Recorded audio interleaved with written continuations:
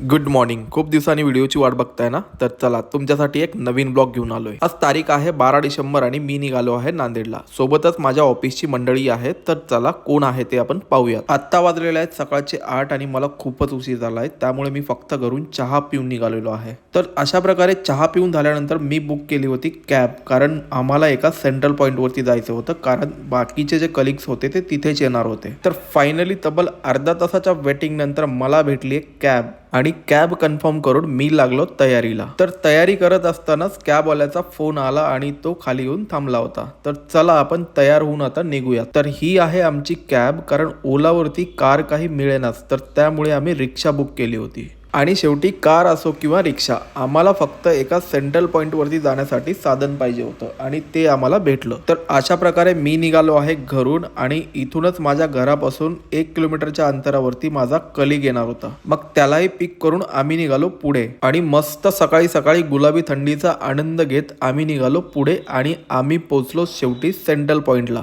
आणि ते central point म्हणजे आमच्या कलिगचे घर, जिथे आम्ही आलो आहोत आणि आम्ही त्यांच्याच कारमध्ये पुढे जाणार आहोत. तर अशा प्रकारे आम्ही सर्व कलिग्स एकत्र भेटलो आणि निघालो पुढच्या प्रवासासाठी. आणि केवळ 1 तासानंतर आम्ही पोहोचलो खडकीला आणि नेहमीप्रमाणेच आम्ही इथे थांबलो, कारण आम्हाला इथे हनुमानजीचं दर्शन घ्यायचं आहे.